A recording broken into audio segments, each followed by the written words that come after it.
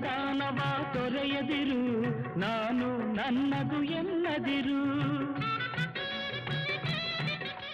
ದೇವಸಗೂರಲ್ಲಿ ಶ್ರೀ ಸೂಗುರೇಶ್ವರ ಸ್ವಾಮಿಗೆ ಮೊಸರಬಾನ ಬುತ್ತಿ, ನೈವೇದ್ಯ ಸಮರ್ಪಣೆ ಮತ್ತು ಬೂರಿಗಣ ಆರಾಧನೆ ಇಂದು 11 ಗಂಟೆಯಿಂದ ಆರಂಭಗೊಂಡಿದೆ ಅಂತ ಭಕ್ತರಿಗೆ ತಿಳಿಸಲು ಸಂತಸವೆನಿಸುತ್ತದೆ. ಭಕ್ತಿ ಭಂಡಾರಿ ಬಸವಣ್ಣ ಅವರು ಸೂಗುರೇಶ್ವರನಿಗೆ ಮೊಸರುಬಾನ ಬುತ್ತಿ ನೈವೇದ್ಯ ನೀಡಿದ ಕಾರಣ ಆ ಪದ್ಧತಿ ಇವತ್ತಿಗೂ ಪಾಲಿಸಿಕೊಂಡು ಬರಲಾಗ್ತಿದೆ.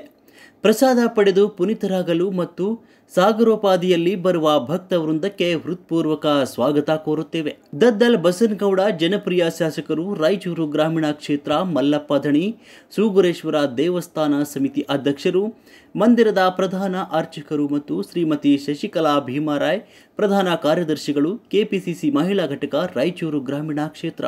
ಅನ್ನದಾನವ ತೊರೆಯದಿರು, ನಾನು ನನ್ನದು ಎನ್ನದಿರು.